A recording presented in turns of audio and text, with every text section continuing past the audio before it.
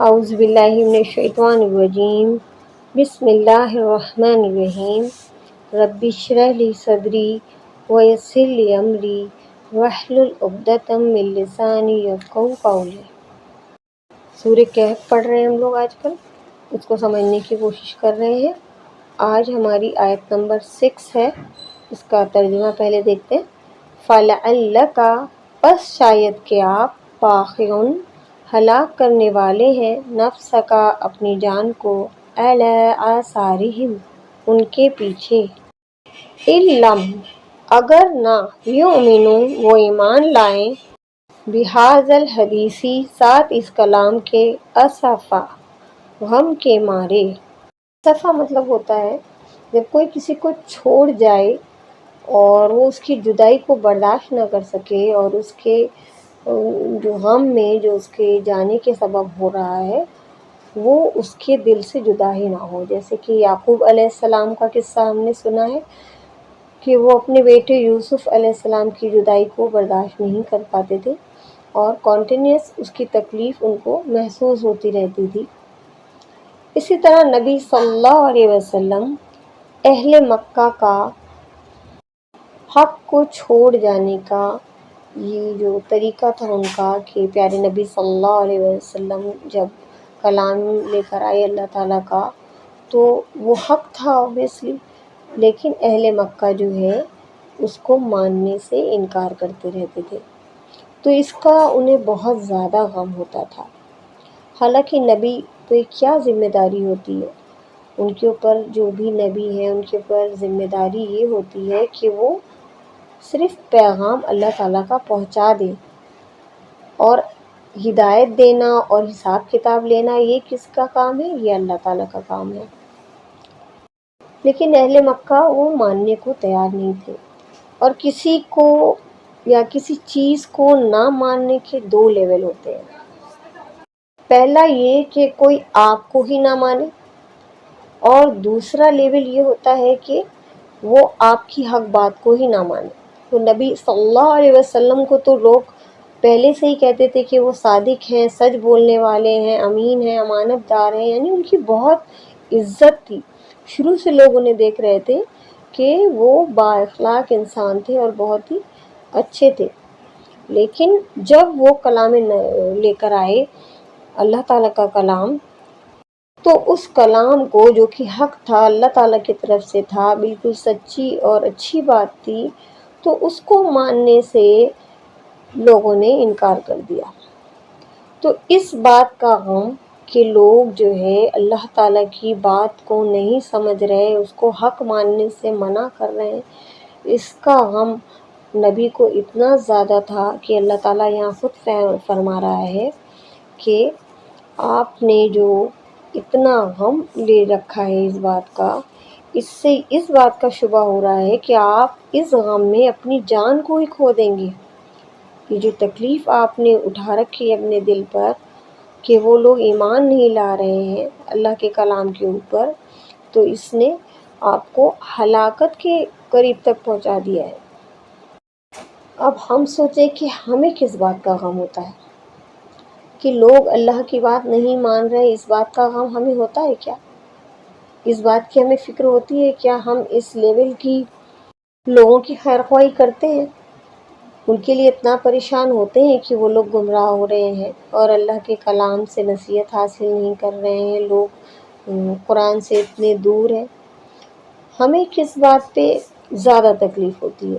ہمیں جنرلی اس بات پہ زیادہ تکلیف ہوتی ہے کہ لوگ ہمیں نہیں مان رہے، وہ ہماری رسپیکٹ نہیں کر رہے، میری بات کو انہوں نے ڈینائی کر دیا ہے، وہ ماننے کو تیار نہیں ہے، تو ہمیں اس بات کی زیادہ تکلیف ہوتی ہے، جبکہ ہونی کس بات کے لیے چاہیے کہ وہ اللہ کی باتوں کو ماننے سے منع کر رہے ہیں۔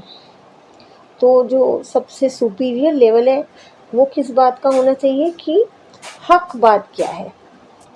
اور ایسا نہیں ہے کہ ہمیں اپنی فکر نہ ہو، ہمارا بھی اپنی جان کا بھی ہمارے اوپر حق ہے کہ ہم اس کی بھی حفاظت کریں، لیکن اولین اور سب سے اوپر حق کس کا ہے؟ حق بات کا۔ آیت نمبر 7، اِنَّا جَعَلْنَا، بے شک ہم، بنایا ہم نے ماں اس کو جو علل ارضی زمین پر ہے، زینت لہا زینت یا آرائش اس کے لیے، لنبلوہم تاکہ ہم آزمائیں انہیں، ایہم کون سا ان میں سے، احسن عملا زیادہ اچھا ہے عمل میں۔ اللہ تعالیٰ کیا فرما رہا ہے کہ یہ زمین اور اس میں جتنی بھی آرائشیں اور جو خوبصورتیاں ہمیں جو دکھائی دے رہی ہیں وہ اللہ تعالیٰ نے کس لیے بنائی ہیں؟ اس میں ہمیں گم ہونے کے لیے نہیں بنایا، بلکہ اس لیے بنایا ہے کہ اللہ تعالیٰ ہمیں آزمائے ان چیزوں کے ذریعے کہ ان ساری آرائشوں اور نعمتوں میں کون بہترین عمل کرتا ہے، احسن عمل، بہترین عمل۔ کہ اللہ تعالیٰ نے انسان بنایا اور یہ دنیا پوری کی پوری انسانوں کے لیے بنائی ہے، اور انسان کو کس لیے بنایا ہے؟ اپنی تابداری کے لیے، کہ وہ یہ دنیا اور یہاں دنیا کی چیزوں میں گم ہو کے اللہ تعالیٰ کی تابداری کو بھول نہ جائے اور اپنے عمل کو احسن بنائے، وہ جو بھی کام کرے وہ بہترین کرے اور اللہ کی رضا اور خوشنودی والے کاموں کی طرف دوڑے، نہ کہ اس دنیا کی چیزوں کو پانے کے لیے وہ کسی بھی لیول تک گر جائے۔ تو پرائیورٹی کیا ہے کہ ہم ان ساری چیزوں کو یوز کریں جو اللہ تعالیٰ نے دی ہے، اور خود کو کس کے لیے تابع کر لیں؟ اللہ تعالیٰ کے لیے۔ جیسے ایک ایگزامپل ہم لے سکتے ہیں کہ گھوڑے، تو گھوڑے اللہ تعالیٰ نے بنائے ہیں، وہ 3 طرح کے ہوتے ہیں۔ ایک تو ہوتا ہے زینت کے لیے، دوسرا ہوتا ہے ضرورت کے لیے، اور تیسرا ہوتا ہے بوجھ۔ جیسے ہمارے پاس اب تو گھوڑے تو یوز میں نہیں ہوتے ہیں، اگر آپ کو اچھے طریقے سے سمجھنا ہے تو ایک سمجھ لیجیے کہ آپ نے بہترین، اچھی اور قیمتی اور بہت آرام دہ گاڑی لی ہے، تو اگر وہ صرف زینت کے لیے لی ہے، اسٹیٹس کے لیے کہ بھئی ہمارے پاس اتنے زیادہ پیسے ہیں، اس کا دکھاوا کرنے کے لیے ہم نے بہت قیمتی گاڑی لی ہے، تو وہ صرف زینت کے لیے ہو گئی۔ ضرورت، جیسے کوئی اس گھوڑے کو یا اس گاڑی کو جہاد کے لیے یوز کر رہا ہے، جو اپنے پاس جو بھی سواری ہے اس کو اللہ تعالیٰ کی راہ میں یوز کر رہا ہے، تو وہ جہاد ہو گیا، تو وہ ہم بہترین ضرورت کے لیے یوز کر رہے ہیں۔ اور بوجھ کیا ہے؟ اس کو وزر کہتے ہیں، مس یوز، کہ ہم اس کو بجائے ثواب کے کس کے لیے یوز کر رہے ہیں؟ اس کو اپنی پارٹیز میں اور گیدرنگس میں صرف ویسٹ کر رہے ہیں، مطلب اس کا جو بھی یوز ہونا چاہیے تھا وہ اچھا یوز نہ کر کے اس کو مس یوز کر رہے ہوں، تو اسے کیا کہیں گے؟ وزر۔ تو ہر چیز کا جو ہے 3 لیول ہوتا ہے، ایک طرح سے کہ ہم اس کو صرف خوبصورتی کے لیے یوز کر رہے ہیں، یا اسے اللہ کی رضا اور خوشنودی اور ضرورت کے حساب سے یوز کر رہے ہیں، کیونکہ اللہ تعالیٰ نے سب چیز ہماری ضرورت کے لیے بنائی ہے، یا اس کا مس یوز کر رہے ہیں۔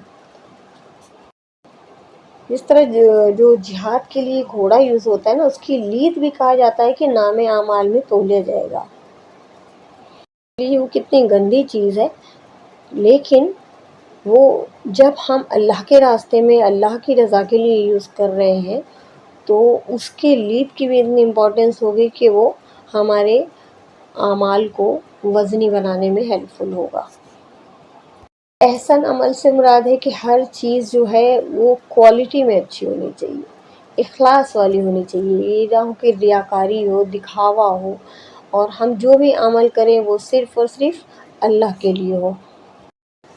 نیکسٹ آئے، وَإِنَّا لَجَاعِلُونَ، اور بے شک ہم البتہ بنانے والے ہیں، ما علیہا، اس کو جو اس پر ہے، صعیداً جرزا، میدان چٹیل، اور بے شک ہم جو بھی اس زمین پہ چیزیں ہیں ان سب کو کیا کرنے والے ہیں؟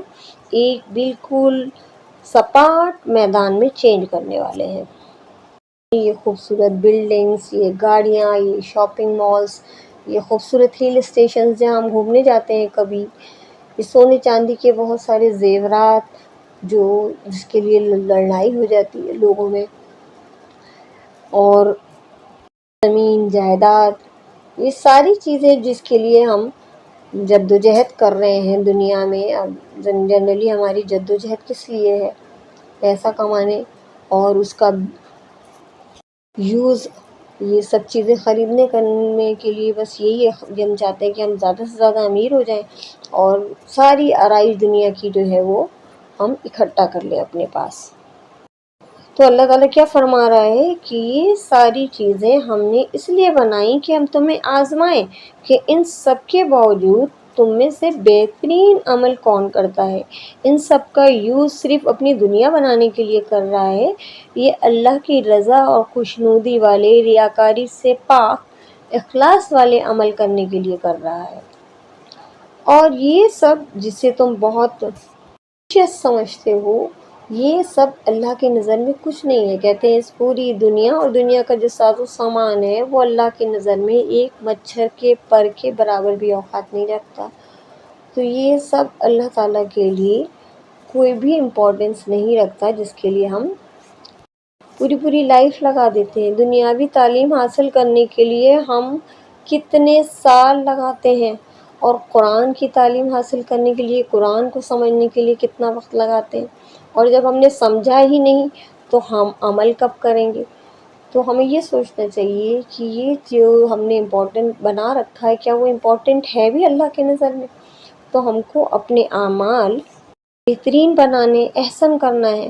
تو اس کے لیے اس کلام کو سمجھنا ضروری ہے، جو ہم لوگ آج کل کوشش کر رہے ہیں سمجھنے کے لیے. اور یہ جو پوری دنیا ہے اور اس کی جو چیزیں ہیں، اس کو اللہ تعالیٰ ایک دن ہمیں آزمانے کے بعد چٹیل میدان بنا دے گا. سبحانک اللہم و بحمدک، نشہد ان لا الہ الا انت، نستغفرک و نتوب الیک.